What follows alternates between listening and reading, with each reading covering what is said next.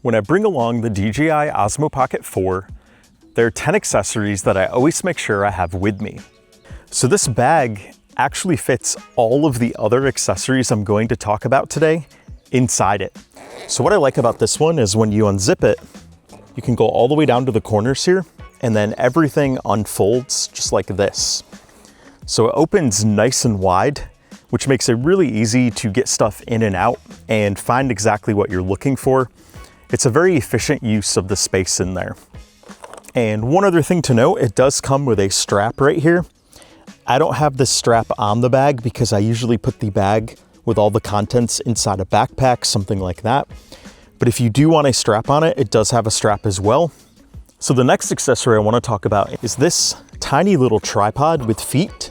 And this is from LK Top. It doesn't take up a lot of space, but it's an easy way to have tripod feet on your Pocket 4. And it is very stable. I often use this if I'm going to do a time lapse or if I just need to set down the camera to talk to it. It's very convenient for that. And these feet easily attach to the next accessory, which is this additional battery from Telesin right here. So this battery provides 5,000 milliamp hours of power, and it's really easy to clip on. You just click it right here at the base of the Pocket 4. And then once you have this on, you've got the 1/4" 20 mount right here on the bottom, and you can attach that to the feet here.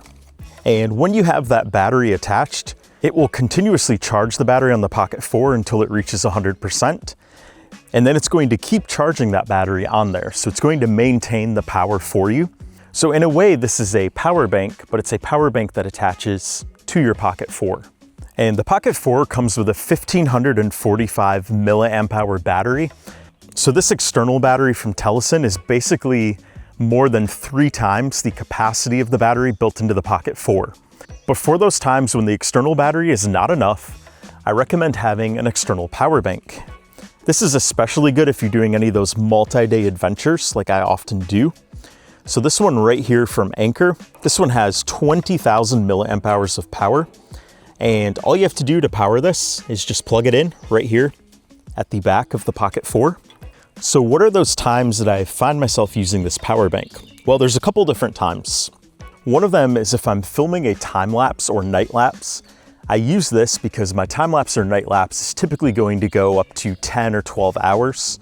The Pocket 4 built-in battery is not going to be enough for that. And even with these two combined, it's not always going to be enough. And then the other instance is if I'm on a long adventure doing a lot of filming, I don't want to have to worry about running out of power. But there are times where I also don't want to have this attached.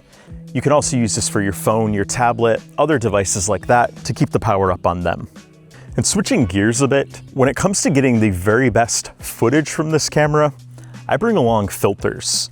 And one of my favorite filter packs is this one right here from Telesin. So inside we have 4 different filters and they meet a lot of core needs. So first of all, you have the CPL filter. And that one, of course, helps with that light pollution. And then you have a variable ND filter, which can go from 1 to 5 with the settings. I'll show you that in a moment. In addition, you have a black diffusion filter that gives that nice soft look around your subjects. And then you have the cool rose filter. And what this does is this makes those skin tones have a little bit of that pink color to them.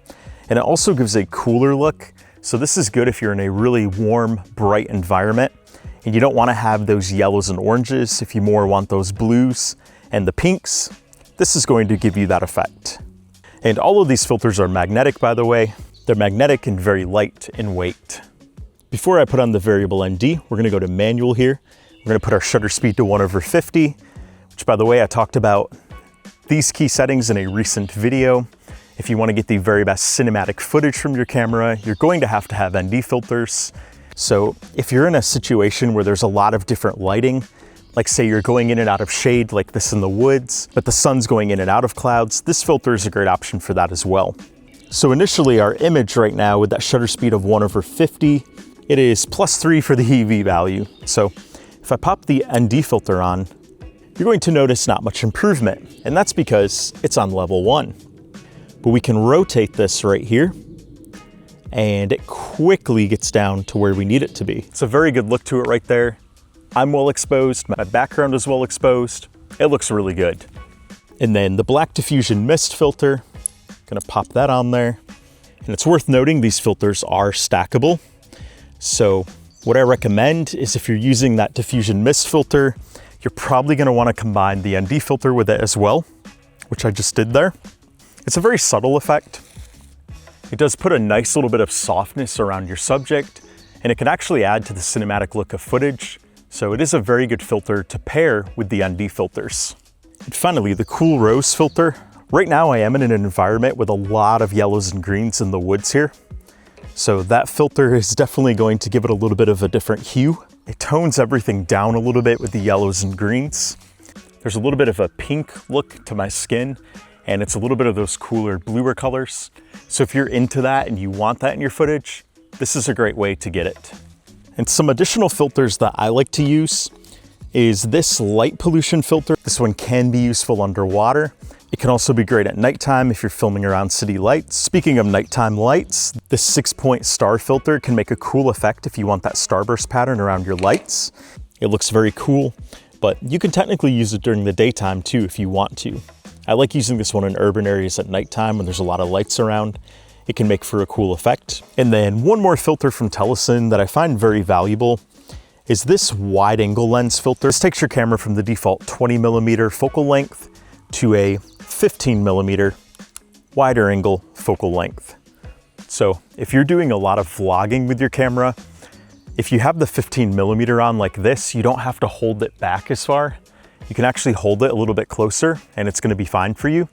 Versus if you don't have it on there, the default 20mm, it's not going to be as wide and you're going to have to hold the camera back further to better frame yourself in it. So wide angle, I highly recommend if you're gonna be doing a lot of talking to the camera. It's gonna give you that wider perspective and it's gonna make it much easier to make sure you get the proper framing. And then a few other filter sets that I do use. These ones are for a little bit more advanced use cases. These are from Freewell. You have ND8 all the way to ND1000 in this 14 pack of filters. And that ND1000 is great if you want to do any long exposure photography. Think of waterfalls, ocean waves, anything like that. You can get that nice smooth look. But in addition, you've got a lot of the filters with polarizers in here. You've also got the black mist filter here. And one other pack that I have from Freewell is this one right here. And this one actually has some of the more specialized lenses in it. So one of my favorites in here is the Anamorphic lens. You can get some really cool shots with this, and you can do that widescreen look with the black bars at the top and the bottom after you de-squeeze it. And also the bokeh looks a little bit different in it. I think it gives an extra cinematic look from my perspective. And then in addition, this Freewell set does also have a macro lens. So if you want to do any really close-up stuff, this is the way to go. I've got that basically touching the lens and it is in focus. It's going to give you that nice sharp detail close-up.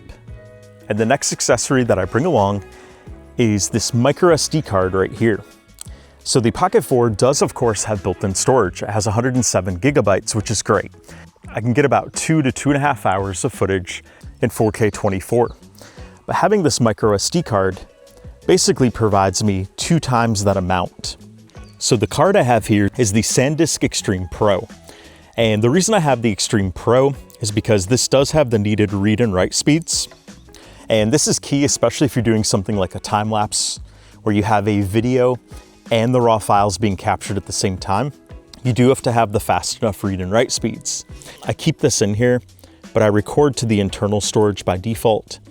But if I run out of internal space or I see I'm getting close, I just switch it over to the SD card. Easy enough to do right there. And the next accessory I bring along every time is the DJI Mic 3, which I happen to be wearing and using right now. The reason I bring along the Mic 3 is this easily pairs with the Pocket 4 and it provides excellent audio recording. So if you're doing any type of recording where you're going to use the audio, if you're going to be vlogging, talking to the camera, anything like that, I strongly encourage you to use the Mic 3. I just have the transmitter here. I don't have the kit, but the transmitter is less than $100 and it's totally worth it for the 32-bit float audio quality that you get from this. Having quality audio makes your overall video much more appealing to your audience. And if you'd like to learn more about how to get the very best from the Pocket 4, check out this playlist right here.